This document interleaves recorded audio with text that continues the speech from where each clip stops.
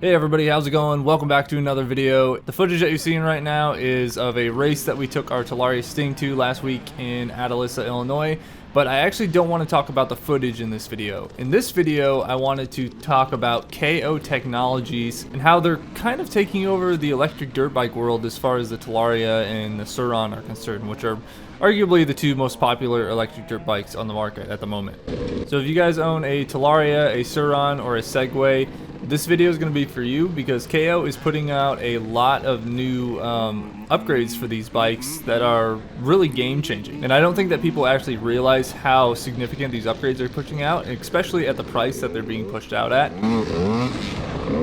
And before we start talking about it, I want to be clear that I'm not sponsored by KO at all. This is just a big deal for electric dirt bikes in general. So I thought it would be a good topic to make a video on. So let's get into it. So starting off, if you guys are unfamiliar with who KO Technologies are, they are a company based in China that manufacture and develop electric powertrains, and they do this for a wide variety of vehicles. But like I said, recently they've been doing stuff for the Talaria, the Sur-Ron, and the Segway. In fact, in the footage that you're watching, I have their KO controller installed on the bike, and it works fantastic. But why, you may ask? Why is KO stuff so superior to the other controllers out there and the other motors? I see tons of people with BAC4000s, BAC8000s. I myself even had a Nuclear 24F controller before this. Why is the KO controller so much better? Well, we can talk about a couple reasons why it's better. Number one is that it's extremely powerful. It is second only to the BAC8000, and that is concerning phase amps. I believe the BAC8000 does 800 phase amps. The KO controller does 700 phase amps. If you guys don't know what phase amps is basically torque. Whenever you're riding, especially like in this video, you will never ever use 700 or let alone 800 phase amps. The KO's controllers are extremely powerful. They run a max kilowatt output of 35, which is way more than you will ever need to ride, especially on trails. You would not, if you ran at even 30 or 25 kilowatts, you'd never be able to keep the front end down. For reference, in this footage that you're watching, I'm running 7 kilowatts and I have 450 phase amps. Reason number two.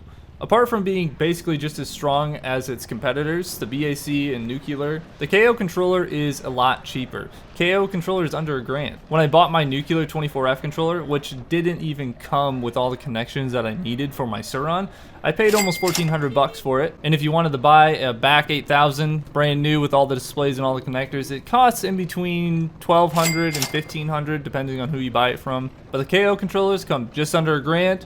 They're just as good, and they come with connectors and everything. They plug right into your bike.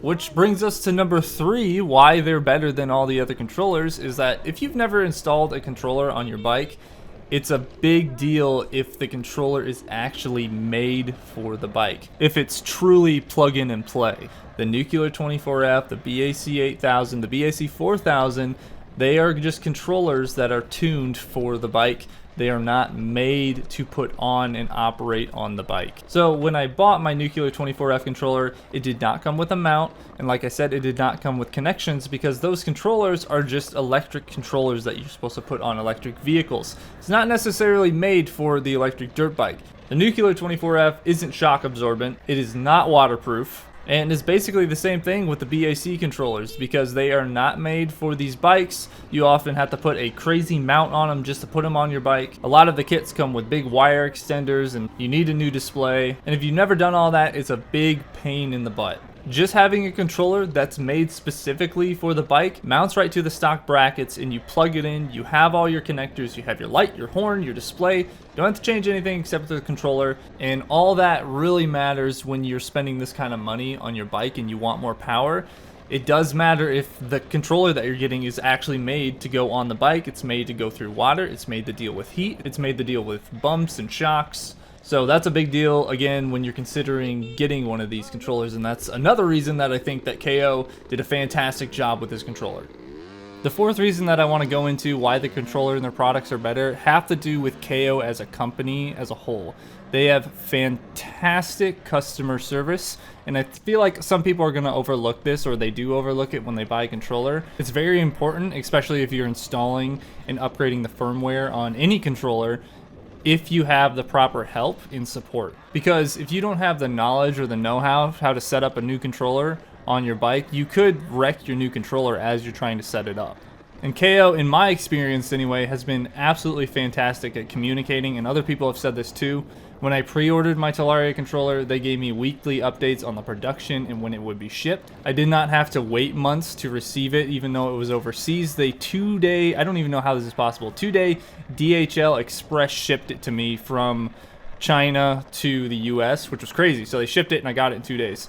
After receiving the controller, one of the CEOs reached out to me. I didn't even reach out to him. He reached out to me to ask me if I had any questions or if he could help me with anything. But yeah, that's a really important thing to think about when you're buying a controller. Think about the support that they offer after you actually buy the controller if you have questions, if there's problems, anything like that. And KO has just been fantastic with that. That's why I recommend them. So guys, those are just a few of the reasons why I think that KO is taking over the market when it comes to upgrades for the Talaria and Sur-Ron and Segway, is that they offer super powerful parts, a lot cheaper than the competitors, great customer service, easy to install, and I haven't had any problems with any of the things that I've bought from them.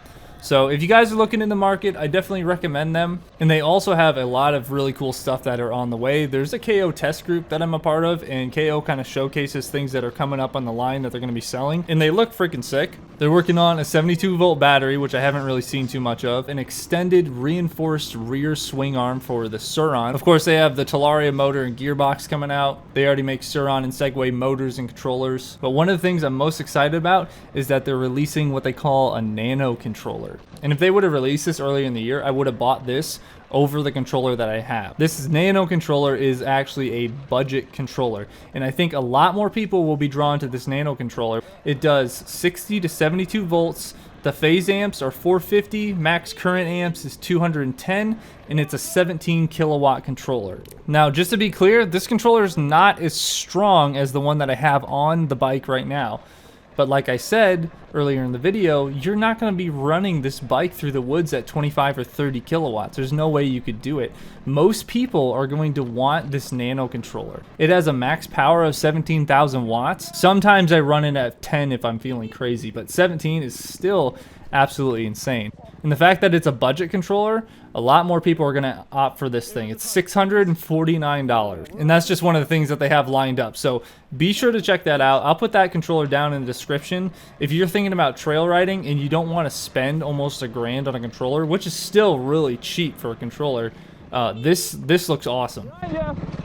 But anyway, guys, that's my video. I hope you found it informational. I'm not trying to bash Nuclear 24F controllers or BAC or Syntec controllers, but I'm going to give my recommendations and give credit where credit is due. So if you guys are in the market for new stuff, I definitely recommend checking them out. Again, I hope you guys enjoyed this video, and I will see you in the next one.